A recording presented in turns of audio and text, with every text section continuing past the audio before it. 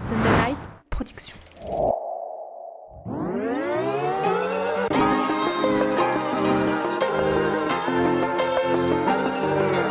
Bienvenue sur le podcast Dans la tête d'un cycliste, l'émission dédiée à tous les passionnés de vélo sous toutes ses formes. Chaque semaine, Arnaud Manzanini part à la rencontre de celles et ceux qui font le cyclisme pour nous inspirer et nous aider à nous améliorer. Bonjour à toutes et à tous, bienvenue sur un nouvel épisode du podcast Dans la tête d'un cycliste qui sera consacré à cette capsule santé. Et pour nous accompagner, je reçois à nouveau, puisqu'elle était déjà avec nous, elle a pris la parole sur l'épisode il y a quelques semaines sur le lien entre les régimes pauvres en glucides, notamment les régimes cétogènes et puis la performance. C'est Laure Candy. Salut Laure. Bonjour Arnaud. Comment ça va ? Écoute, je suis vraiment très contente d'être de nouveau là avec toi. Ben oui, alors parle-nous de cette première expérience. Est-ce que tu as eu des retours ? Comment s'est passé ce premier épisode ensemble consacré justement au régime cétogène ? Quels sont les retours que tu as pu avoir et comment ça s'est passé pour toi ? Déjà, moi j'ai vécu une très bonne expérience avec toi. C'était très agréable de pouvoir échanger comme ça sur des thématiques qui sont passionnantes. J'ai pas eu de retour particulier, mais je me suis peut-être pas trop penchée parce que comme je te l'ai dit, je suis pas du tout quelqu'un de connecté donc peut-être que c'est dû à ça. Mais en tout cas, si les personnes veulent m'envoyer des messages, faut pas hésiter. C'est pas parce que je dis que je suis pas connectée que je suis pas sociale. N'hésitez pas, c'est vrai qu'on avait passé un bon moment, une bonne heure, je crois, ensemble à expliquer justement le lien entre la performance et le régime, les régimes en tout cas pauvres en glucides, les régimes cétogènes. Alors c'est vrai que tu es diplômé, je vous invite à réécouter l'épisode où j'explique vraiment le parcours de Laure. En tout cas, ton objectif à toi, Laure, il est très clair. C'est de permettre à chacun de dépasser ses limites, d'atteindre un niveau de performance qui lui est propre, à la hauteur de ses attentes et surtout de progresser dans un cadre équilibré et durable. Ça, je sais que ça te tient à cœur. Et on va parler toujours alimentation, on va parler de performance, donc d'alimentation performance. On va rentrer dans le vif du sujet, on parlera de l'avant épreuve, objectif de l'année ou compétition. Après, chacun fait le lien avec ses propres objectifs. Mais l'avant, c'est-à-dire comment on s'alimente pour être performant le jour J, la veille, le matin même, ça aussi c'est des repas qui sont très très importants et une alimentation très importante, le pendant et l'après. Donc on va couvrir la totalité de ces volets. Mais avant toute chose, j'aimerais que tu nous expliques quel est le lien. Est-ce qu'il y a un lien entre cet épisode sur l'alimentation performance et un lien sur l'épisode santé précédent qui était consacré au régime pauvre en glucides ? Alors oui, il y a un lien direct et un non-lien indirect. Je vais m'expliquer. Le lien, c'est clairement que la semaine dernière, on avait vu que le corps il était capable de produire de l'énergie par lui-même. Et donc, ce qu'on en a déduit, c'est qu'il était un peu autonome finalement dans le fait de produire de l'énergie pendant l'effort et donc de faire des efforts. Aujourd'hui, on pourrait se dire c'est un peu paradoxal de s'intéresser à l'alimentation pendant l'effort, sachant que le corps il est autonome. Oui, sauf que ce qu'on a clairement vu la semaine dernière, c'est que le corps fonctionne mieux quand on lui donne des apports, et notamment des apports en glucides, on va y revenir aujourd'hui, mais surtout il fonctionne mieux que s'il était autonome. Il y a quand même un point sur lequel je veux revenir juste avant de rentrer dans le détail de l'épisode, c'est qu'on a fait le choix de ne traiter que les aspects nutrition du sportif dans cet épisode, mais on aurait aussi pu élargir un petit peu la thématique parce que l'alimentation quotidienne, il faut quand même avoir bien en tête que l'alimentation du sportif au quotidien qui doit se rapprocher des recommandations santé, vous pouvez aller sur le site des agences de santé, quelles qu'elles soient, adopter une alimentation santé, c'est adopter une alimentation performance aussi.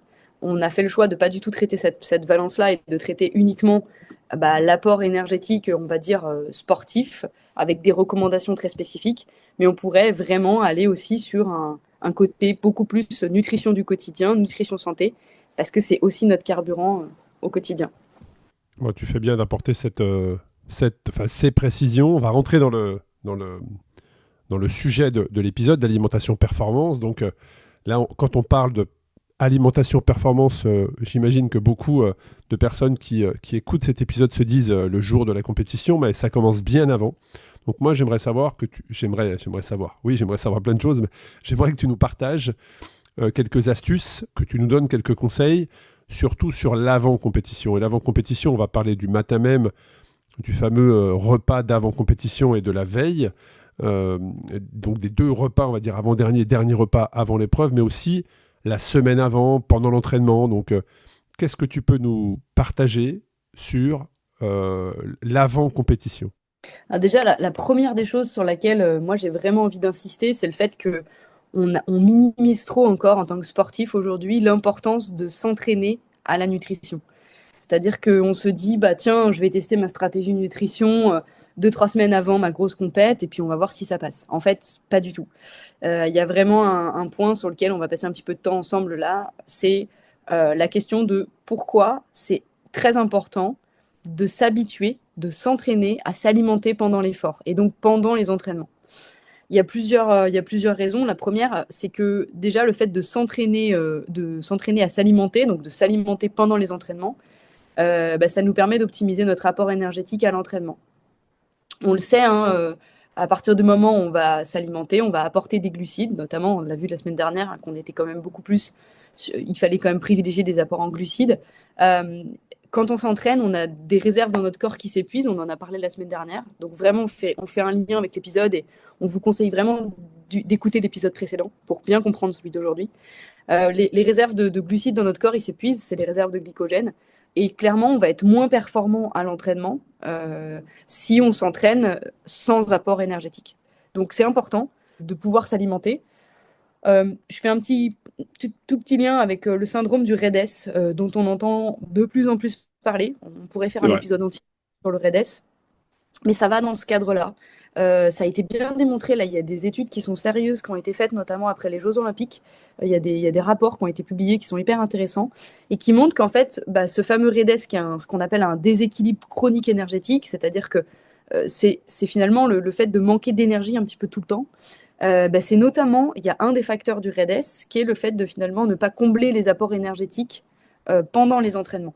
Et parce qu'il il y a des personnes qui vont s'entraîner énormément, on pense aux triathlètes, on pense aux cyclistes, quand vous avez des épreuves extrêmement longues, on va avoir des volumes d'entraînement qui vont être très importants sur la semaine. Et en fait, c'est pas possible de venir combler les dépenses énergétiques par juste des apports normaux en mangeant.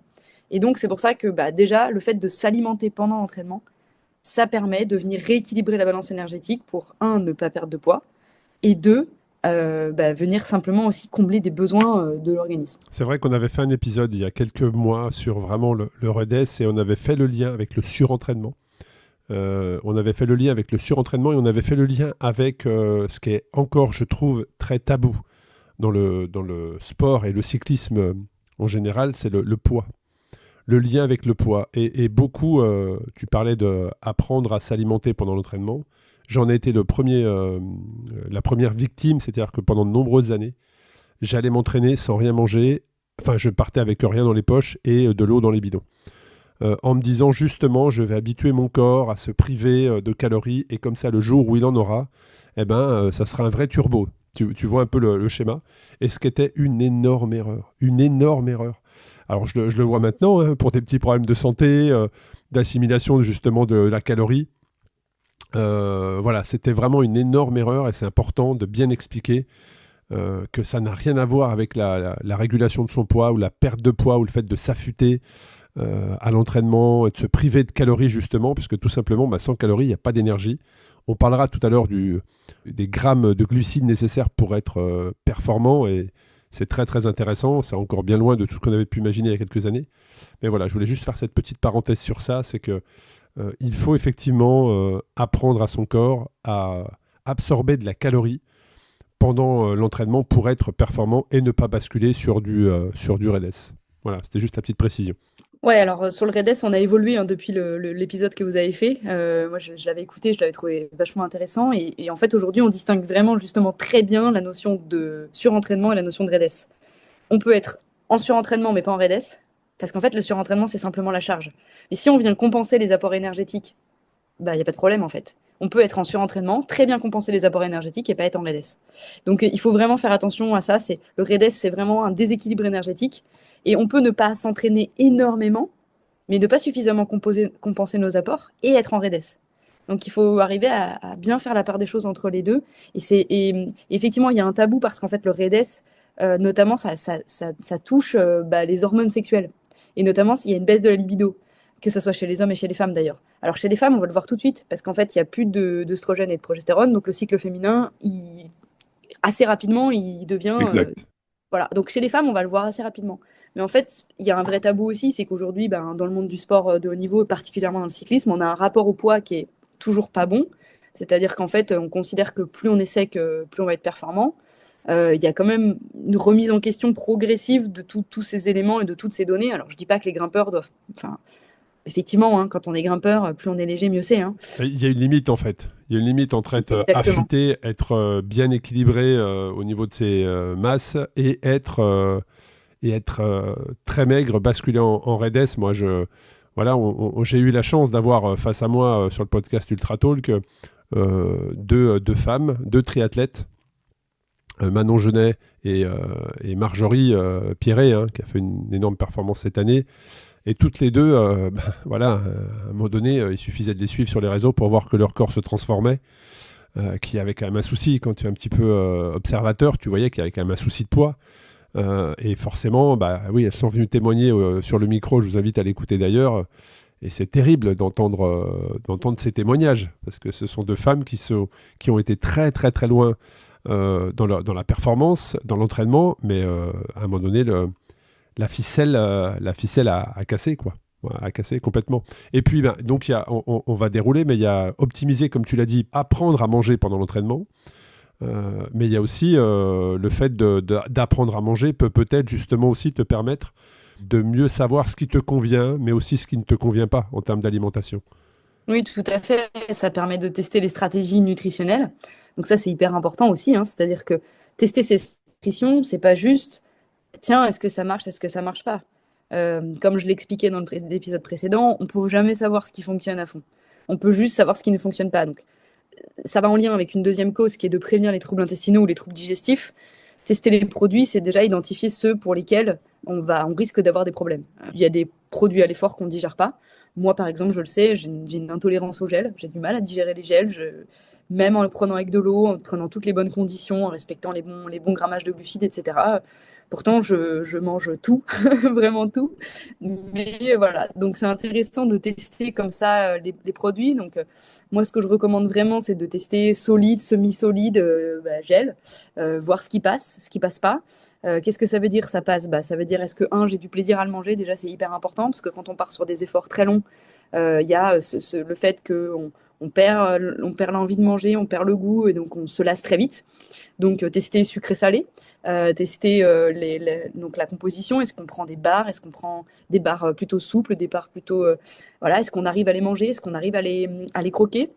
On va se dire spontanément, ah ouais, mais moi sur le vélo, j'ai pas envie de croquer, j'ai envie d'avoir un truc qui passe facile. Ouais, mais parfois, au bout de 2 heures, 2 heures et demie, 3 heures, on n'a plus trop du solide, du semi-liquide, là, des compotes, des gels. C'est hyper sucré, ça sature la bouche. Donc parfois, c'est sympa d'aller vers des bars. Il y a des bars aujourd'hui qui sont bien faites, qui sont fondantes en bouche et qui changent aussi. Il y a des bars salés aussi, ça c'est quand même sympa d'avoir un... Et donc, c'est intéressant de tester les stratégies nutrition pour, déjà, rien que le contact avec le produit, est-ce qu'il nous plaît, est-ce qu'il nous plaît pas, à quel moment il nous plaît et à quel moment il nous plaît pas. Et aussi se dire, tiens, est-ce que notre corps le tolère ou est-ce que notre corps le tolère pas? Donc ça, c'est vraiment très important. Et en fait, il y a aussi un dernier point qui souligne l'importance de s'alimenter même pendant l'entraînement. C'est le fait que manger pendant des entraînements maximise la récupération. On a démontré en fait que lorsqu'on met le corps en privation pendant l'entraînement, derrière le processus de récupération, il est plus lent et il est moins efficace. Alors on verra après que l'alimentation peut aider en période de récup, mais déjà, s'alimenter pendant les entraînements, c'est favoriser aussi ce processus, mais c'est aussi limiter les risques de blessures. Parce que mine de rien, qui dit meilleure récupération, dit meilleure régénération des fibres musculaires qui ont été altérées pendant l'effort. Parce que c'est ça l'entraînement. Hein.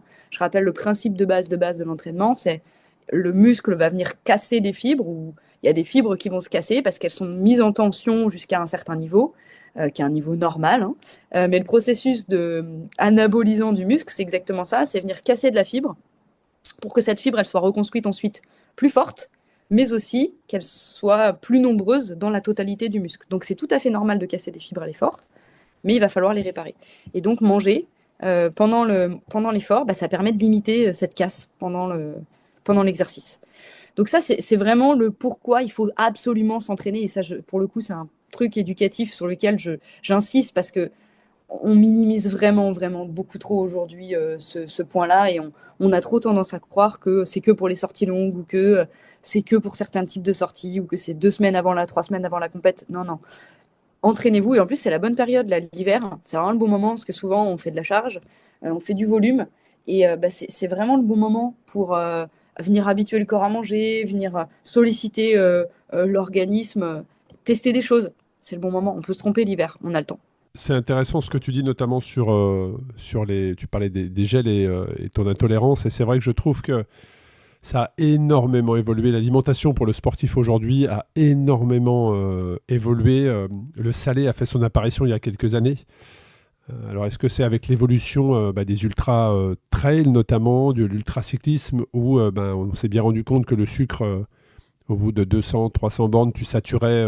Si tu tapais trop dans le sucre, tu saturais vite et donc tu allais chercher du salé. En tout cas, l'alimentation a énormément évolué. Je trouve que les gels, on est bien loin des gels qu'on pouvait consommer au début, fin des années 90, début des années 2000, où les gels, je ne suis pas certain qu'on serait en capacité aujourd'hui de nouveau à en prendre tellement c'était très concentré. Il y avait vraiment cet effet booster qui était recherché. Et aujourd'hui, les gels, et pour en avoir testé, je ne pourrais pas dire la marque parce qu'on n'est pas sponsorisé sur ce podcast et je ne veux pas orienter plus vers une marque que vers une autre, mais j'ai retesté un gel il y a quelques semaines et encore quelques jours. Et honnêtement, c'est super bien passé. C'est super bien passé. J'ai ressenti, tu sais, il y a aussi la temporalité, quand tu es pendant l'effort, là je parle, hein, voilà. La temporalité au moment où tu prends ce gel et l'effet. Et j'ai vraiment ressenti l'effet sans brûlure d'estomac. Et donc là, je me suis dit, waouh, les gels ont quand même énormément évolué aujourd'hui. Donc voilà, tout ça a bien Alors, évolué. Tu fais bien c'était peut-être également un de hydrogel, le non? préciser. Comme on dit? Non, ce n'était pas. Alors, je pourrais dire la marque de ce que je n'ai pas pris. Voilà, c'était pas un Mortine, qui a quand même aussi révolutionné l'alimentation. Donc, tu étais Mais sur un gel pur, un gel avec uniquement glucose-fructose, sans eau. exactement, Super. exactement. Et je trouvais que la quantité était plus importante que dans les gels que j'avais l'habitude de prendre et que je ne conseille pas il y a quelques années. Mais en tout cas, j'ai pas eu de brûlure. Et là, je me suis dit, bon, là, l'industrie a quand même fait des recherches, a quand même évolué. Et puis, il y a aussi, si on parle alimentation avant, il y a la semaine, la veille et le matin même. Et moi, je me rappelle que j'étais un fidèle, j'étais adepte des régimes, je crois que tu les appelles les régimes scandinaves, c'est-à-dire que je ne sais pas si mon épreuve était dans une semaine, eh bien, pendant 4 à 5 jours, je me privais de tout glucide. C'est-à-dire que j'appauvrissais mon corps en glucides, mais à limite, le mercredi, avoir des étourdissements, à être vraiment fatigué, à ressentir le manque d'énergie. Mais je savais que quand j'allais reprendre du glucide, bon, j'allais être au taquet pour le week-end. Et donc, ça marchait très très bien. C'est-à-dire que je gagnais mes courses, je performais, je me sentais plein d'énergie le week-end. Mais la semaine, j'étais presque au fond du seau parce que j'avais plus mes glucides. Est-ce que c'était une erreur? Qu'est-ce que tu préconises, toi, la semaine qui précède un rendez-vous, une sortie, bref, l'objectif que l'on s'est fixé? Alors, il y a un consensus, c'est clair, c'est que il faut absolument maximiser les stocks de glycogène avant un gros effort. Ce que la science a montré, c'est que quand on prive l'organisme de glycogène, il va surcompenser, c'est-à-dire qu'il va créer des stocks qui sont plus importants que les stocks d'origine. Je donne un exemple.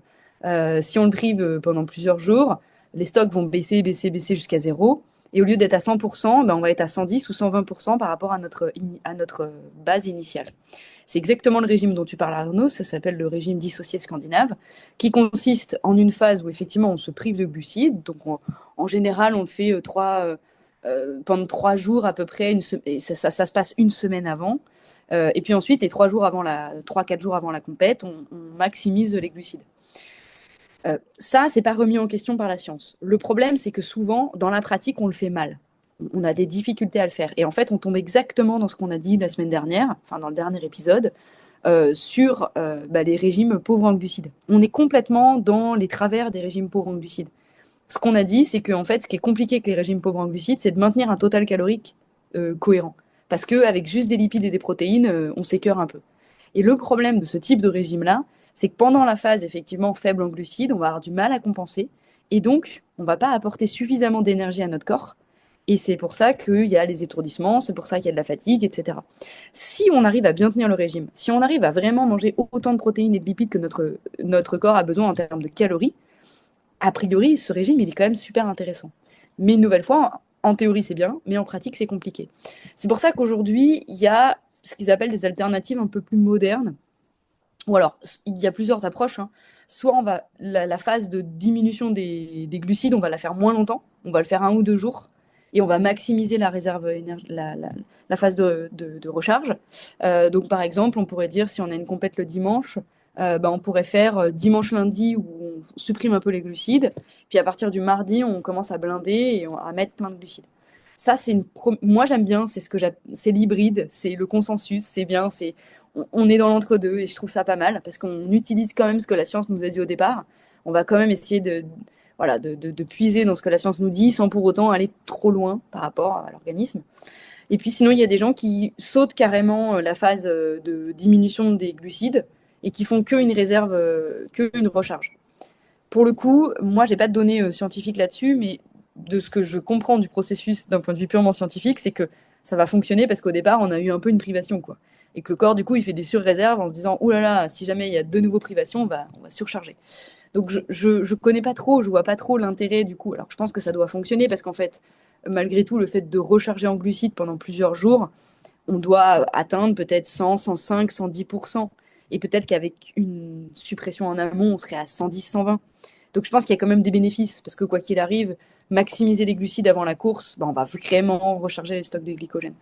Après, je veux juste émettre une toute petite précision là-dessus, c'est que si vous continuez, alors en général, souvent cette période, elle s'associe à une période d'affûtage, donc une période pendant laquelle on va diminuer l'entraînement. Mais attention, parce que dès qu'on s'entraîne, on va repiocher dans les stocks de glycogène. Donc il faut être extrêmement vigilant, parce que il y a des fois où on fait des compétitions qui sont pas très importantes et où on diminue moins la charge.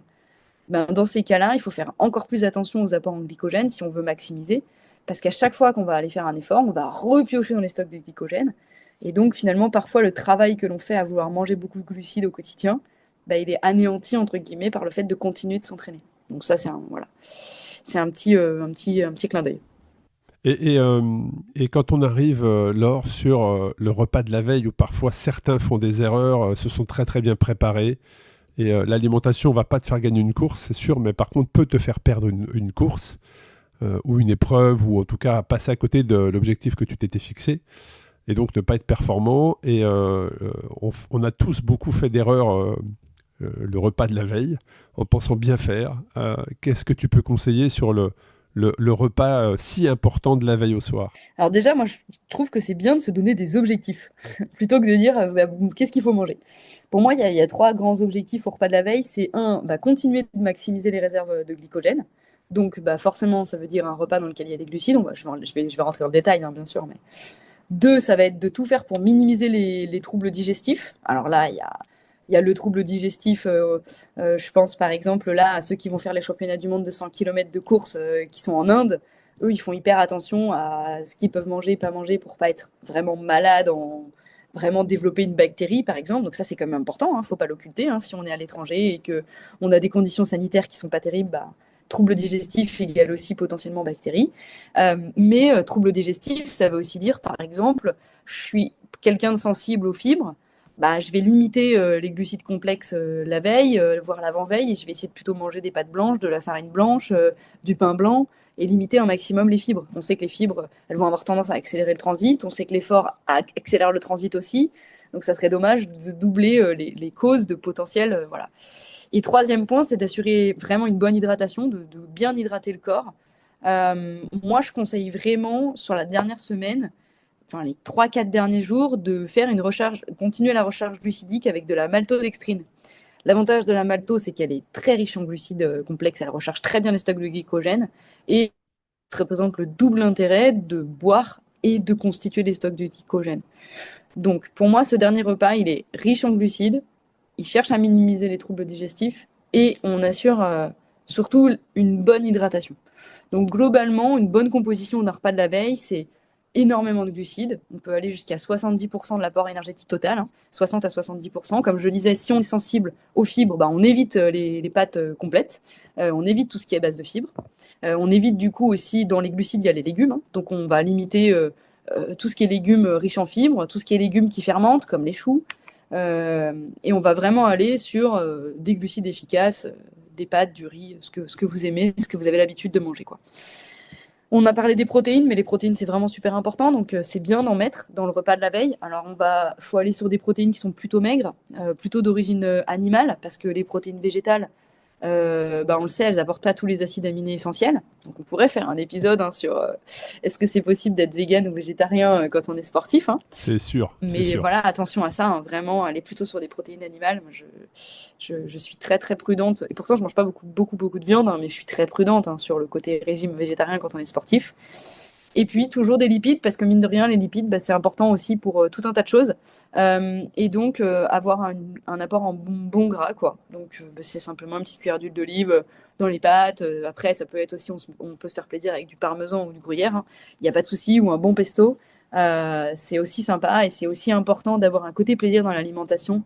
Ça, pour moi, c'est quelque chose d'essentiel. L'alimentation, c'est énergétique, ok, mais ça doit être aussi quand même, surtout plaisir. Donc la question qu'on peut se poser, c'est souvent les compétitions, elles organisent des pasta parties la veille. Est-ce qu'on doit y aller ou pas? Les questions à se poser, c'est est-ce qu'on est à peu près sûr de ce qu'on va nous donner à manger?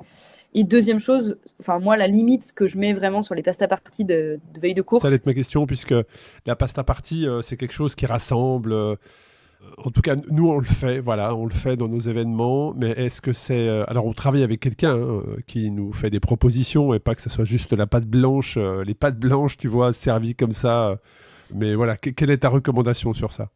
Bien sûr, c'est ce que tu disais, c'est un côté social, et c'est hyper intéressant, et c'est hyper important, parce qu'on fait pas des compètes pour être tout seul dans son coin, et faire sa compète, et puis s'en aller. On fait une compète pour vivre une expérience. Il y a aussi, souvent, c'est le concept du week-end. On va se faire un week-end de compète. Et donc, la pasta party, voilà, et l'alimentation, il y a un côté social. On le sait tous, hein. Voilà, on va pas revenir dessus. Mais donc, oui, il y a d'énormes avantages sur le côté socialisation, passer un bon moment. Ça fait partie de l'expérience. Et ça, c'est évident.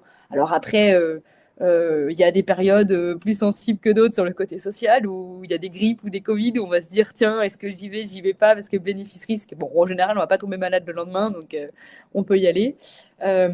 Donc ça, il y a des avantages. Après, voilà, les limites, c'est si on, effectivement, comme tu le dis, si on connaît les personnes qui font à manger, si on connaît la qualité des produits et tout, c'est super. Ça permet d'y aller un petit peu les yeux fermés. Voilà, le seul truc, c'est que très souvent, malheureusement, dans les pasta parties, les pâtes, elles sont cuites en grande quantité, et elles sont souvent trop cuites. Et en fait, plus une pâte est cuite, plus son index glycémique va augmenter, donc plus on va être sur un apport en sucre rapide et non pas en sucre lent. C'est un peu dommage, parce que le repas de la veille, il peut diffuser encore le lendemain. Alors, bon, c'est quand même plus le petit déjeuner, hein, mais il y a quand même un aspect plus important à avoir un index glycémique bas pour éviter un pic de glycémie avant d'aller se coucher. Parce qu'en fait, si on fait un pic de glycémie avant d'aller se coucher, on va faire une hypoglycémie dans la nuit, c'est sûr, c'est certain, on l'a expliqué la semaine dernière. Et qui dit hypoglycémie dans la nuit dit forcément réveil. Le corps se réveille en fait quand on fait une hypo, parce que c'est un instinct de survie. Donc ça veut dire un sommeil haché, c'est pas forcément très bien. C'est aussi pour ça qu'on recommande de manger tôt le soir notamment. Pourquoi pas marcher avant et pouvoir limiter la fluctuation de la glycémie. Et alors ça, tout ça est très très intéressant, moi, malgré le fait que je m'intéresse quand même pas mal à tout ça. J'apprends des choses à chaque intervention. Donc un grand merci pour tous les conseils que tu partages, Laure. Mais il y a aussi le repas qui, là, pour le coup, peut totalement plomber la journée. C'est le petit déjeuner. Est-ce qu'il faut déjeuner? Est-ce qu'il faut petit déjeuner avant un départ à 9h, par exemple, qui est d'une stratégie qui est différente, ou même à 6 ou 7 heures? Il y a des départs aujourd'hui de cyclo pour certains qui ont ces objectifs-là. Ou même d'événements ou de courses qui sont parfois même dans la nuit. Donc très tôt le matin, ça veut dire qu'il y a toujours aussi ce fameux délai des 3 heures. Tu sais, on dit 3 heures avant, ça c'est voilà. C'est un peu comme les 90 tours minutes en cadence en vélo. Quand tu fais une épreuve, on te dit il faut manger 3 heures avant, tu vois. Donc quel conseil tu peux donner sur le petit déjeuner d'avant-course? Est-ce qu'il y a ces fameuses 3 heures qui sont très importantes? Est-ce que c'est plus... Alors j'ai une petite réponse, hein, je te pose la question un peu naïvement, mais je te donnerai mon avis après. Mais voilà, quel est toi ton avis, Laure, sur le petit déjeuner d'avant-course et sa composition? Deuxième épisode et je suis testée. Voilà, ça y est. Non, trêve de plaisanterie. En fait, on peut distinguer, enfin pour moi, on va distinguer le petit-déj et la collation. C'est-à-dire que le petit-déj ou le dernier repas et la collation. Alors effectivement, hein, sur des épreuves, on va devoir se lever très très tôt. Je sais pas, par exemple, départ à 5 heures. Bon, je pense qu'avant, quand même, c'est rare. Mais départ à 5 heures, ça veut dire que si on respecte les règles des 3 heures, hein, on se lève 2 heures avant. Donc, départ à 5 heures, une bonne stratégie, ça peut être de décaler le repas de la veille un peu plus tard. Par exemple, 22 heures. C'est pas grave. Ça remet en question ce que j'ai dit, mais il n'y a rien de parfait. On décale le repas de la veille à 22 heures. On fait un vrai gros, gros repas à ce moment-là. Et on essaye de se lever 1 heure et demie avant la course. De toute façon, 1 heure et demie avant la course, très honnêtement, c'est un minimum, le temps de s'habiller, le temps de se préparer, le temps de se rendre sur la ligne de départ. C'est pas non plus très grave. Et à ce moment-là, 1 heure et demie avant, on va venir consommer un entre-deux entre une collation et un petit-déj. L'idée, ça va être de tester.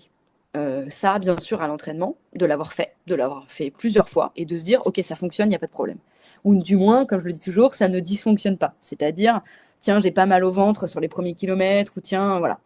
Donc, cet entre-deux, ça peut être quoi? Bah, ça peut être un gâteau sport, une crème énergétique, ça peut être un truc que vous connaissez.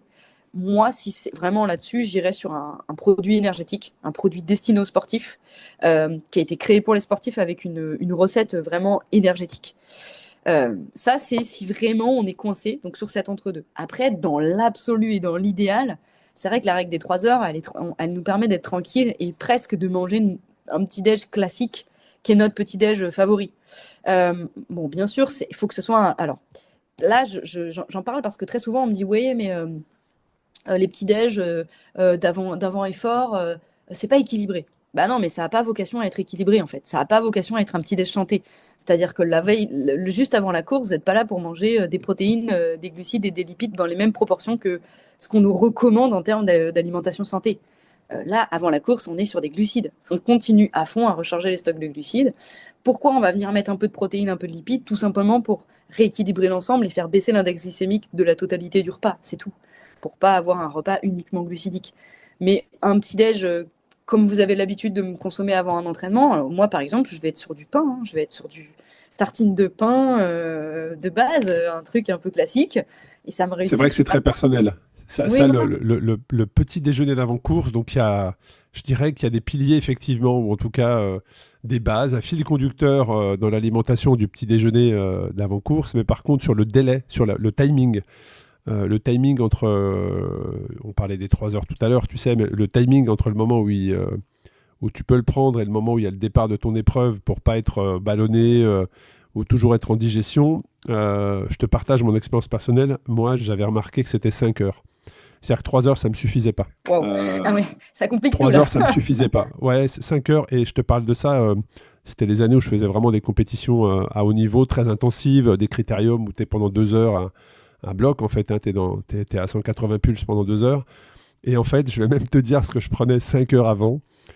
Ça va peut-être te faire sauter au plafond, Laure, mais j'avais remarqué que si j'étais très léger, c'est-à-dire effectivement sans m'être alimenté pendant 5 heures avant l'événement, j'étais très bien. Voilà, j'avais un regain d'énergie, on va dire.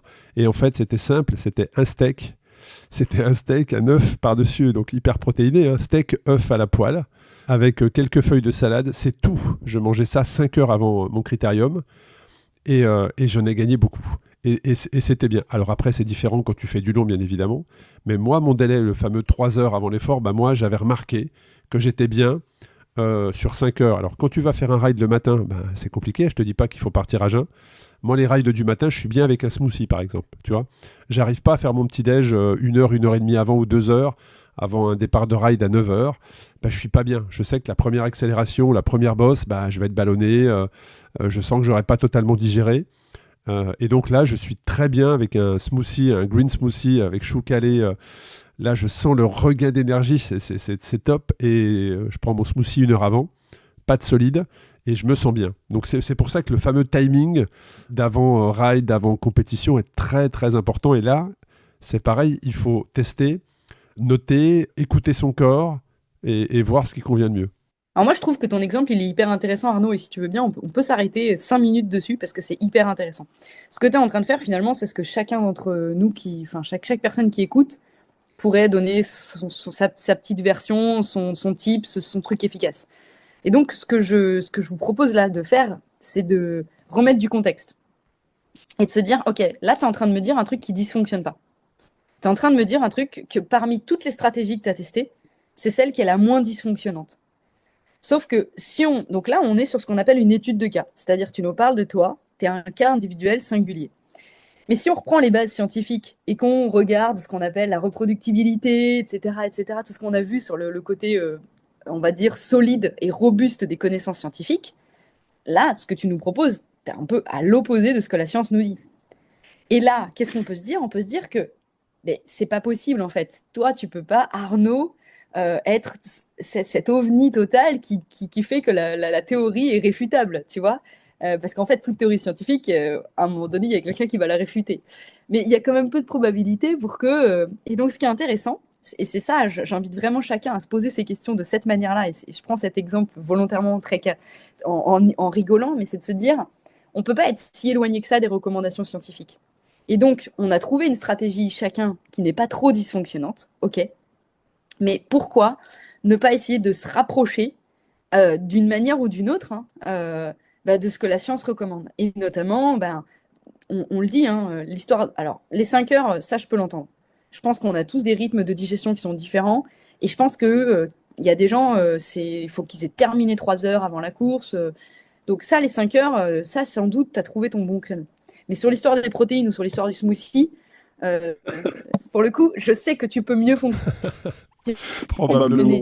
avec une autre stratégie de nutrition. Et c'est pas moi qui le dis, ça serait la science en fait. Et donc, c'est ça que je veux vraiment faire passer comme message, c'est interrogez-vous sur l'écart entre la stratégie actuelle et les recommandations scientifiques. On en a donné beaucoup dans l'épisode précédent, on va en redonner encore là.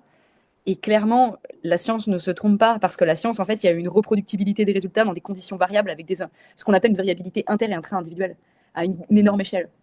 Donc le risque que les données scientifiques soient défaillantes, il est très très faible, surtout quand on est sur des méta-analyses et sur des données scientifiques robustes. Et donc c'est intéressant parce qu'en fait, ça prouve que nos stratégies nutritionnelles, on peut les faire évoluer tout le temps. Et que ce qui ne dysfonctionne pas à un moment, voilà. C'est exactement l'exemple que je prends tout le temps, qui moi, une fois, m'avait sauté aux yeux, de quelqu'un qui avait couru un marathon en moins de 3 heures en sandales. C'est la nouvelle mode de courir en sandales, et avec un régime cétogène. Très bien.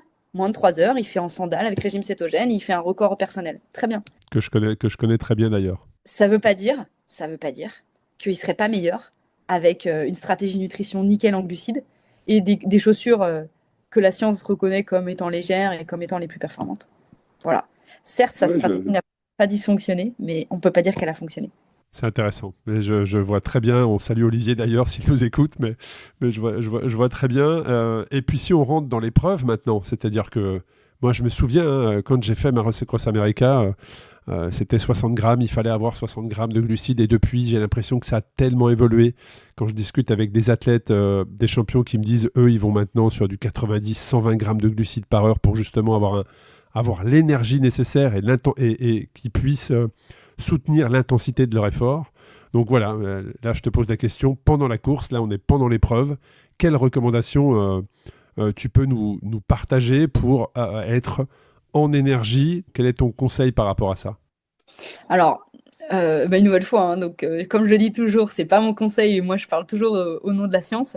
Ce que la science a énormément avancé, on va dire, ces 10 dernières années sur la nutrition du sportif, non seulement sur les apports quantitatifs, mais aussi sur les apports qualitatifs. Pourquoi? On a plus de données. Donc c'est ce que je disais tout à l'heure, plus on a de données, plus on diminue le risque de biais scientifique, tout simplement, donc l'erreur. Et puis, en fait, il y a aussi une vraie question d'enjeux commerciaux. On sait qu'aujourd'hui, le business, on va dire, de la nutrition sportive, il est très important. Il a une place très importante. Donc, toujours la même chose. Les études sur lesquelles je m'appuie sont des études qui ne sont pas commanditées par des entreprises ou des lobbying de l'agroalimentaire. C'est des études indépendantes. Et deux, je vais toujours sur des études qui sont au plus haut niveau de preuve, donc plutôt des méta-analyses. Aujourd'hui, le consensus scientifique vers lequel on va, c'est si on est sur des efforts à peu près, ça va dépendre du temps de l'effort en fait. Si on est et de l'intensité de l'effort. Si on est sur des efforts qui sont pas très longs, pas très intenses, donc à peu près 1 heure, 1 heure et demie, on peut tourner entre 30 et 60 grammes de glucides par heure. 30 grammes ne fait pas vraiment l'unanimité, on pourrait considérer que 50 grammes est un minimum. Donc 50 à 60 grammes de glucides par heure sur des efforts relativement peu intenses et peu longs, c'est une bonne chose. Quand on dépasse 2 heures, il va falloir augmenter la quantité de glucides. Pourquoi? Tout simplement parce qu'en fait, plus on augmente le temps passé à l'effort, et ça rejoint l'histoire du REDES, plus on augmente le déficit énergétique. Pour quelle raison? Tout simplement parce qu'en fait, les apports énergétiques qu'on va avoir à l'effort ne compenseront jamais les pertes. Il faut bien distinguer ce que notre corps va perdre et ce que l'on va être capable de lui apporter. On ne pourra jamais lui apporter autant d'énergie qu'il en dépense. Jamais. Pour plein de raisons. Parce que notre système digestif il est limité, parce qu'on ne peut pas manger 600 à 900 calories par heure, c'est pas possible. Et donc, plus l'effort augmente et plus on va augmenter justement l'apport énergétique dès le début de l'effort pour limiter ce déficit énergétique. Et donc, sur des efforts de plus de 2 heures, on va plutôt recommander d'être au-delà de 60 grammes. Et donc là, effectivement, il y a des consensus scientifiques qui vont vers les 90 grammes de glucides par heure. Ça, c'est quantitatif. Mais attention, si on se limite à ça, on peut vraiment faire une erreur énorme. Pourquoi? Parce qu'on a aussi compris, là, d'un point de vue scientifique, assez récemment, que la qualité des glucides, donc la nature des glucides que l'on va ingérer, est très importante. C'est pour ça que maintenant, vous entendez, notamment dans les gels, ils sont à 1,2, 1,8 en termes de fructose-glucose. C'est hyper important, parce qu'en fait, on s'est rendu compte que les intestins avaient des transporteurs spécifiques de chaque nature de glucides. Donc, on va avoir des transporteurs spécifiques au fructose, des transporteurs spécifiques au glucose. Et en fait, ces transporteurs-là, eux, ils ont un seuil de saturation. Et ce seuil de saturation, c'est précisément 60 grammes. Alors attention, là à nouveau, ce sont des données théoriques, scientifiques, et qui sont des moyennes. Quand tout à l'heure, je vous dis au début de l'épisode, entraînez-vous à consommer, ben c'est exactement pour cette raison aussi. C'est pour augmenter le seuil et la capacité de nos transporteurs à transporter. Plus on s'entraîne, plus on améliore toutes les fonctions de l'organisme. Et donc plus on s'entraîne, plus on améliore notre capacité à digérer à l'effort, et plus on améliore notre capacité à transporter des glucides à l'effort. Donc là, les données qu'on donne là, c'est vraiment pour des gens qui vont s'entraîner à l'effort, à manger. Si vous n'êtes pas du tout habitué, et moi j'ai été comme toi pendant longtemps, j'ai pas du tout mangé pendant des années et des années à l'effort, ben, du jour au lendemain, on peut pas se mettre à manger 90 grammes de glucides par heure, c'est pas possible. C'est pas possible. Vous êtes bien foutu, quoi. Vous avez beaucoup de chance. Et il faut être progressif, c'est comme tout. Vous n'allez pas vous mettre à faire 10 heures de vélo dans la semaine du jour au lendemain. Non. On est sur une logique de progressivité. La progressivité, elle est vraie pour tout. Elle est vraie aussi pour les apports en glucides. Et c'est ce qu'on voit, nous on le voit bien sur nos épreuves, Laure. On voit des participants très rapidement qui sont saturés en sucre avec des problèmes digestifs. Au bout de 150-200 km parfois sur des épreuves qui sont censées durer plusieurs jours, parce qu'effectivement, les personnes ne sont pas habituées, elles sont dans leur objectif, elles sont sur une épreuve qui est importante pour elles, elles partent, elles veulent avoir de l'énergie, elles s'alimentent plus qu'elles ont l'habitude de le faire hors événement, et ben, au bout de 150-200 bornes, c'est-à-dire entre 6 et 8 heures, on va dire 6 et 10 heures, allez, tout dépend du dénivelé, mais et là, on voit les premiers appels, les premiers signes de troubles digestifs, tout simplement parce qu'elles ne se sont pas entraînées à absorber autant de calories. Et ça, c'est une vraie préparation. Moi, en fait, il y a quand même un message que je veux faire passer, un autre. Voilà, vous le savez, ça me tient à cœur énormément de transmettre des choses. Et il y a un truc auquel je crois énormément, c'est la nuance, c'est le compromis. Et en fait, malheureusement, aujourd'hui, et les réseaux sociaux, ils sont pour beaucoup, le fait d'être dans des positions extrêmes, ça fait le buzz et du coup, ça attire.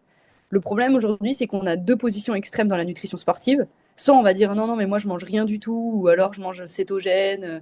On est sur des positions très extrêmes, donc on voit sur ce qui est ingéré.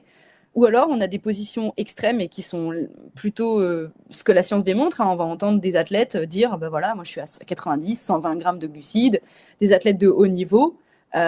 Et donc, on voit bien que là, on est sur un spectre qui va du tout au rien, quoi, pour le coup. Et en fait, le truc, c'est qu'aujourd'hui, on a tendance à se dire, on va s'identifier à quelque chose, quoi. C'est un besoin de l'humain, c'est le besoin d'appartenance sociale, d'identification sociale. Mais en fait, attention, dites-vous que vous êtes un individu singulier, dites-vous que vous avez des particularités singulières, et qu'en fait, on ne peut pas être dans les extrêmes, c'est jamais très bon, et très souvent, on ne peut pas être sur les extrêmes parce que on est ce qu'on est avec nos caractéristiques à nous. Et donc, cette idée de la progressivité, mais pour moi, c'est une règle d'or, en fait. C'est-à-dire être capable de progressivité et de nuance. C'est-à-dire, où est-ce que je peux me situer sur ce spectre? Voilà. Où est-ce que je peux me situer sur ce spectre de 0 à 120 grammes? et sur la qualité aussi des glucides. Par exemple, il y a des gens qui vont être plus ou moins tolérants au fructose par rapport au glucose. Et ça, c'est pareil, il faut le tester. C'est pour ça qu'il y a certains gels qu'on va préférer par rapport à d'autres, dans le prorata qu'ils vont accorder à l'un ou à l'autre de ces. Voilà. Et donc ça, c'est un vrai message. En fait, l'idée, c'est de se construire sa propre théorie, entre guillemets, et d'essayer de se poser les bonnes questions. Et je pense que ce qu'on est en train de faire dans cet épisode nous amène à nous poser les bonnes questions.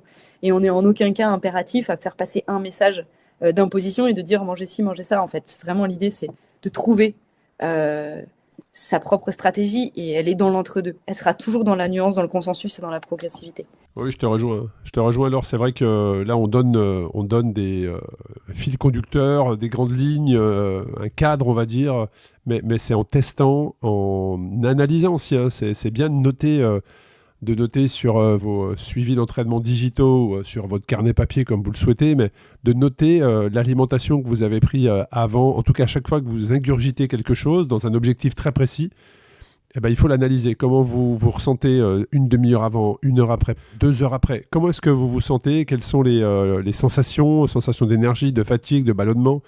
Et au fur et à alors certes, ça ne va pas se faire en une semaine, mais au fur et à mesure que vous allez prendre le temps d'écouter les réactions de votre corps, ben, vous allez très précisément savoir ce qui vous convient. Et surtout, là aussi, c'est très intéressant, et on pourrait faire un épisode sur ça, c'est quand le prendre. À quel moment vous devez le prendre en fonction de la durée d'absorption et du moment où il y aura le plein effet de la calorie que vous venez d'absorber. Je pense notamment les fameux gels ou les barres. Bref, en tout cas, tu sais que tu vas avoir un effort à faire ou tu t'approches d'un col et il va y avoir une ascension à faire. Si tu sais, si tu as détecté dans tes entraînements précédents que si tu prenais cette barre, ce gel, que tu buvais 2 gorgées dans ton bidon 15 minutes, 20 minutes, 30 minutes avant pour que ça produise l'effet escompté, que tu te sentes bien, que tu aies de l'énergie dans cette ascension, et là, tu as tout gagné. Là, tu as tout gagné. Et puis, j'aimerais juste que tu nous expliques l'effet de l'indice glycémique. Pour moi, tu as donné vraiment, je pense, peut-être le meilleur conseil qu'on peut donner. C'est vraiment, je suis 100% d'accord avec toi, et je trouve que ce que tu viens de dire, c'est hyper précieux. C'est-à-dire que, en fait, en notant, comme tu le dis, et en laissant des traces, en fait, petit à petit de ce qu'on a fait, bah, quelque part, on se fait une propre analyse scientifique sur nous-mêmes. C'est-à-dire qu'on va venir chercher à faire ce qu'on appelle des corrélations. Et donc, à corréler des éléments de contexte à des manifestations de notre corps, en fait. Et c'est exactement ça, en fait. Je trouvais pas le bout tout à l'heure en expliquant le truc, mais je trouve que tu as complètement bien complété. Et pour moi, tu as vraiment donné le meilleur conseil qu'on peut donner. C'est on arrivera à savoir ce qui est bon pour nous en notant, en regardant et en croisant. En croisant les données contextuelles avec les données métaboliques, physiologiques et psychologiques. Parce qu'il y a aussi une donnée que vous pouvez noter et qui vient juste compléter ce que tu as dit, c'est la perception de l'effort. C'est-à-dire Exact. comment on se sent en termes de fatigue. Parce que c'est compliqué d'évaluer la fatigue, c'est compliqué d'évaluer l'effort. Et donc pour ça, il y a une échelle qui est très bien faite, ça s'appelle l'échelle de Borg. C'est tout bête, vous pouvez taper échelle de Borg, ça s'écrit B-O-R-G.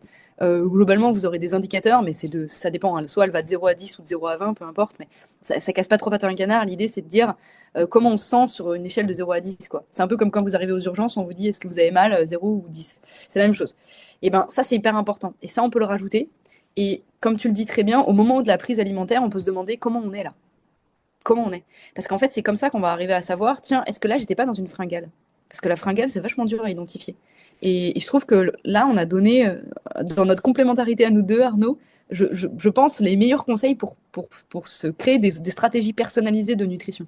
Oui, parce qu'avec le temps, tu oublies en fait. Tu oublies, tu as une blessure, tu t'éloignes longtemps du sport pour des raisons personnelles parfois, hein, d'équilibre professionnel dans les différentes vies qu'on peut avoir. Et tu oublies en fait. Et quand tu veux reprendre, tu te dis mince, qu'est-ce qui me convenait? Et si tu l'as pas noté quelque part, et aujourd'hui c'est très facile avec les outils, les applications, ce genre de choses, tu gagnes beaucoup de temps. Tu gagnes beaucoup de temps. Alors, tu parlais de l'énergie immédiate, pas immédiate. Globalement, pour vous aider, pour faire très simple, il y a des choses qui sont assez faciles. Plus ça va être liquide, souvent, hein, plus la texture est liquide, plus c'est une énergie immédiate. C'est pour ça que les gels, en général, c'est ce qu'on appelle Bien sûr. Voilà. La compote, semi-liquide, on est entre deux. La barre, on va être sur une énergie plus longue. Il y a ça. Ça, déjà, c'est un repère, c'est pas mal. Mais après, il y a la question de l'index glycémique. On en parle beaucoup, ça fait débat. On dit à l'effort, index glycémique bas, pas bas. En fait, il faut arriver à avoir des index glycémiques différents. L'index glycémique, c'est en fait la manière avec laquelle l'aliment va faire monter le taux de sucre dans votre sang plus ou moins rapidement. C'est-à-dire, un, est-ce qu'il y a beaucoup de sucre qui va venir dans le sang? Et deux, est-ce que ça va venir rapidement? Plus l'index glycémique il est élevé, plus l'énergie elle va être rapide et elle va arriver vite dans le sang. Mais aussi peut-être courte. Tu vois ce que je veux dire? Moi, je fais un lien aussi avec... il y a un effet d'énergie, effectivement. Donc, c'est simple comme pour s'en souvenir. Hein, l'indice glycémique qui est noté au dos de la barre est très élevé. Donc, tu sais que tu vas avoir beaucoup d'énergie. Mais il faut aussi se dire que ça ne va pas durer. À un moment donné, ça va s'arrêter. Donc, c'est surtout, une fois que tu as fait ce pic, tu as passé ce pic glycémique, quelle est ta stratégie derrière? Est-ce que tu as autre chose de prévu ou tu n'as rien de prévu? Exactement. Et c'est ça qui est important quand tu fais du long notamment, parce que là, ça coince. C'est-à-dire qu'on va avoir son pic glycémique, on va se sentir bien. Mince, j'ai pas prévu. Ah, ça redescend. Qu'est-ce que j'ai? Ah, ben j'ai plus rien. Ok, comment je vais faire? Et là, tu as le fameux mur du marathon, le fameux mur de l'ultra où tu es affalé sur ton vélo, ou alors quand au marathon tu cours, tu te mets à marcher. Et ça, c'est une stratégie d'alimentation qu'il faut avoir, à savoir chaque aliment, quel est son indice glycémique, de manière à savoir quand est-ce que tu dois le prendre. Et d'où la complémentarité, encore une fois, et la nuance. C'est-à-dire qu'une stratégie nutrition équilibrée avec et des barres, et des compotes, et des gels, répartis différemment, complémentaires, équilibrés, nuancés, on prend beaucoup moins de risques que de partir dans une stratégie monogel ou monocompote, parce qu'on n'a qu'un apport identique, régulier, et on prend le risque qu'à un moment donné, ça coince, quoi. Exactement. Hyper important. Pendant l'effort, aussi, autre point, très rapidement, mais on lit de plus en plus dans la littérature scientifique le fait que un apport en protéines n'est pas nécessaire sur les efforts de moins de 3 heures. Par contre, un apport en protéines pendant l'effort devient important au-delà des efforts, sur des efforts de plus de 3 heures, parce que ça contribue, à limiter la casse de la fibre musculaire. Alors, c'est d'autant plus dans les sports dits excentriques. Donc, le vélo n'en est pas un. Donc, même si. Donc, c'est d'autant plus, mais ça ne veut pas dire que ça n'exclut pas les sports pliométriques ou concentriques. Mais au-delà de 3 heures, en fait, on va avoir une plus grande casse des fibres musculaires et on va avoir des plus grands dommages musculaires. Donc ça permet de limiter tout ça et de déjà anticiper une forme de récupération, en fait. Tu fais bien de préciser, Laure. Et puis si on va sur le volet après-course, c'est-à-dire que j'ai terminé mon épreuve. Moi, je me souviens qu'il y avait cette fameuse règle, on va dire, d'absorber des protéines dans les 30 minutes qui suivaient pour justement reconstituer rapidement. Quels sont les conseils que tu peux donner sur l'après-effort? Voilà. Même après un entraînement intense en semaine ou l'après-course, mais après-effort, quelles sont les règles? Quel que soit l'effort, qu'il soit intense, peu intense, etc., il y a tout le temps ce qu'on appelle une fenêtre métabolique. Donc, tout le monde en a déjà entendu parler. Ou la fenêtre qu'on appelle maintenant anabolique, parce qu'elle permet le processus d'anabolisation. Globalement, ça veut dire quoi? C'est un moment pendant lequel le corps il est particulièrement réceptif pour absorber des nutriments. Alors ça s'entend, il vient de faire un effort, il a puisé dans des réserves. Du coup, il se dit, tiens, juste après, ce qu'on va me donner à manger, je vais peut-être bien l'utiliser. Parce que c'est toujours cette idée du corps qui cherche à se rééquilibrer en permanence et qui n'aime pas être trop poussé dans ses limites. Il cherche tout le temps à compenser en excès de l'autre côté. Il le fait avec la glycémie, il le fait avec tout un tas de processus. Et là, en l'occurrence, c'est ça. Il se dit, tiens, tout ce qu'on va me donner après, je vais l'utiliser à bon escient parce qu'on a quand même bien pioché. La fenêtre métabolique, le temps, il varie en fonction de la durée et de l'intensité de l'effort. Plus votre effort il va être intense et long, plus la fenêtre métabolique va être longue. J'ai lu des choses sur des fenêtres métaboliques qui pourraient durer presque une journée, voire beaucoup, beaucoup d'heures. Donc, on serait sur presque 24 heures, sur des efforts, après des efforts d'ultra. Donc, clairement, le corps va avoir besoin d'un temps, entre guillemets, d'autant plus long que l'effort aura été dur et pénible. Globalement, pendant cette fenêtre, il faut vous dire que le corps va beaucoup mieux assimiler les nutriments. Donc, effectivement, on parle beaucoup des protéines. C'est vrai. Alors, la question maintenant, c'est, on l'a dit, des protéines, c'est pourquoi en prendre. Donc, elles contribuent à la restructuration des fibres musculaires.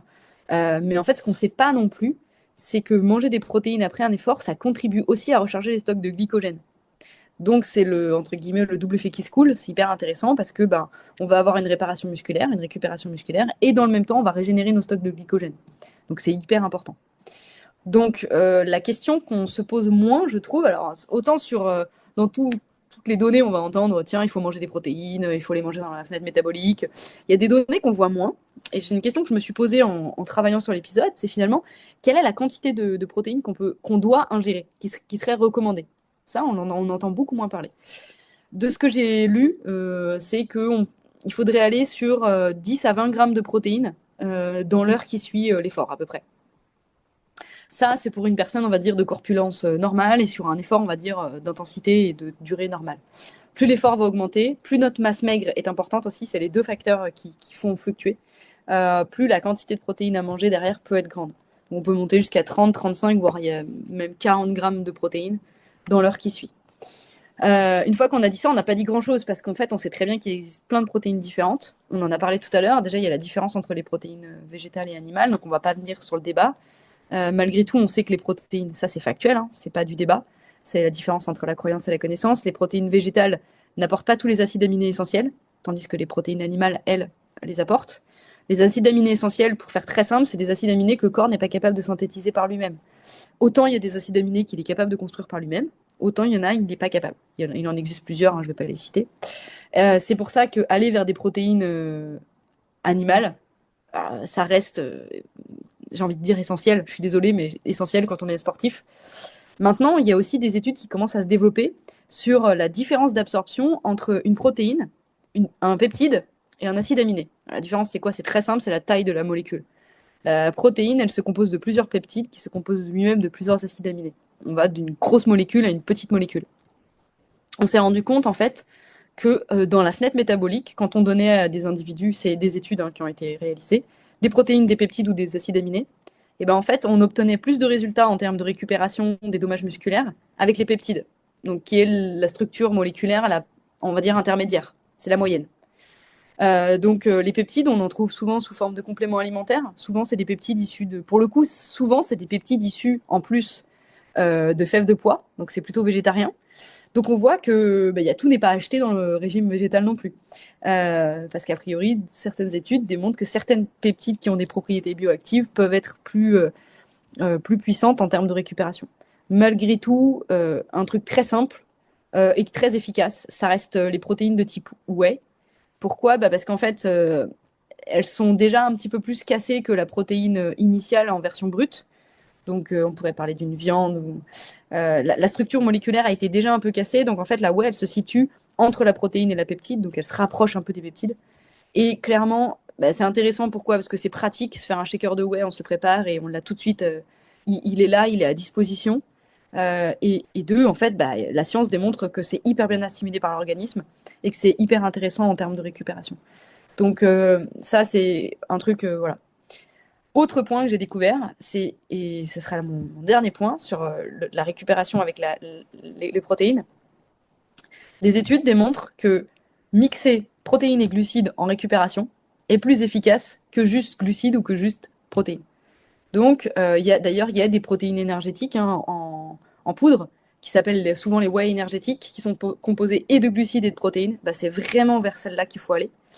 Alors, j'ai trouvé des recommandations scientifiques, mais là, après, on est vraiment dans le chimiste et ça devient compliqué, mais je vous les donne quand même. Globalement, les règles qui seraient avancées par les études, ce serait de consommer 3 à 4 grammes de glucides pour 1 gramme de protéines. Donc, on serait sur une règle du 1 pour 4 à peu près, quoi. Voilà. Et avec ça, on maximiserait réellement la récupération sur le plan musculaire, des dommages musculaires. Bon, tout ça est très très intéressant. Alors c'est vrai que c'est pas parce que c'est la fin de l'épreuve on vient de terminer son objectif qu'il faut tout de suite faire n'importe quoi dans l'alimentation après effort. Il faut penser par la suite parce que vous pouvez à cette occasion malheureusement inflammer à votre corps si vous vous jetez sur une alimentation sur laquelle vous n'avez pas l'habitude d'aller justement parce qu'on se relâche, tu vois, l'événement est passé, l'objectif est passé, allez maintenant on va se faire plaisir. Attention, voilà, attention, il y a aussi des erreurs qui peuvent être commises après effort. On arrive sur la fin de l'épisode. Laure, quelle pourrait être ta conclusion sur tout ce qu'on a dit en quelques mots sur justement l'alimentation et la performance? J'ai envie de faire une conclusion qui va dépasser ce que moi j'ai travaillé de mon propre point de vue et j'ai envie de partir de l'expérience qu'on a vécue tous les deux, Arnaud. Je trouve que ce qu'on a dit sur, le fait de noter mémoriser et analyser nos datas. Pour la nutrition, c'est hyper important. Alors ça marche avec tout, hein, bien sûr, hein. Mais je trouve que là, en l'occurrence, sur la nutrition, ça peut être déjà un conseil extrêmement précieux parce qu'on a la main en fait sur la nutrition. Autant sur nos datas de type fréquence cardiaque, puissance, etc., c'est compliqué. On a entre guillemets un lien indirect. On peut agir que indirectement dessus. Là, on a vraiment un lien direct. Par rapport à ça, donc l'idée c'est de noter et de tester. Attention, peut-être quelque chose qu'on n'a pas dit qui me semble important à dire, c'est qu'un test, ça ne se reproduit pas une fois. Alors on en avait un tout petit peu parlé dans l'épisode précédent, mais pour savoir si une stratégie ne dysfonctionne pas, comme je le dis toujours, l'idée, ça va être d'aller beaucoup plus loin que de le répéter une seule fois. Il faut, quand on le répète, essayer de maximiser la proximité des conditions dans lesquelles on le répète, c'est-à-dire avoir des conditions proches, similaires. Ça sera jamais totalement pareil, on le sait. Mais ne pas hésiter, donc dans les notes dont tu parlais, et je pense que tu as raison, à noter les divergences, les points de divergence. Exemple, j'ai testé la même stratégie 3 dimanches de suite à l'entraînement, les 3 mêmes dimanches sortis de 3 heures dans les mêmes conditions, dans le même parcours, etc. Quels sont les éléments de convergence? Tac, tac, tac, tac, tac. Et quels sont les éléments de divergence? Ah, tiens, ce samedi-là, j'avais fait une soirée avec des copains la veille, on avait bu un peu d'alcool. Ah, tiens, cette soirée-là, j'avais très mal dormi la veille. Et donc ça peut être hyper intéressant pour finalement bien mémoriser. Et aussi, je pense, surtout la conclusion, pour moi, c'est l'alimentation, c'est un consensus, c'est un équilibre et c'est une progressivité. C'est-à-dire que tout comme on ne peut pas passer de sportif débutant à sportif expert, on ne peut pas passer de quelqu'un qui ne mange pas à quelqu'un qui mange super bien et qui digère tout. C'est pas possible. Et vraiment, pour moi, la vérité, elle n'est pas dans les extrêmes. Elle est dans le consensus, elle est dans la nuance. Et parfois, cette nuance, elle se trouve aussi dans des aliments très simples de la vie quotidienne, hein. Donc, voilà. Bah écoute, un grand merci Laure, c'est vrai qu'on arrive au terme de cet épisode, hein. J'invite à toutes les auditrices et auditeurs à aller sur tes réseaux et à laisser quelques messages tant la qualité de ton intervention est là. Et c'est vrai que l'alimentation et les impacts de la performance, voilà, on en a parlé pendant une bonne heure, hein. L'alimentation, c'est un véritable levier. Alors quand on parle de performance, c'est aussi très personnel. La performance, c'est juste se faire plaisir et se sentir bien sur un vélo. Et la performance, en tout cas pour moi, elle est là, hein. C'est juste pas un résultat ni un temps, c'est juste me sentir bien sur mon vélo. Le plaisir, l'équilibre, on l'a vu, hein. Il faut trouver, comme tu l'as dit, un consensus. C'était très bien expliqué. Donc un grand merci Laure pour tous tes conseils, pour ton expertise. Et puis si cet épisode vous a plu, je vous invite à le partager, à l'écrire, à le dire. Et puis n'hésitez pas à vous rapprocher de Laure si vous avez des questions, des interrogations, et elle prendra plaisir à vous répondre. Un grand merci Laure, je te souhaite de très belles fêtes de fin d'année. Et puis je vous donne rendez-vous à toutes et tous très prochainement, la semaine prochaine d'ailleurs, à nouveau vendredi pour terminer cette année sur le podcast Dans la tête d'un cycliste. Merci beaucoup Laure et à très bientôt. Merci à toi Arnaud pour la qualité de tes interventions aussi.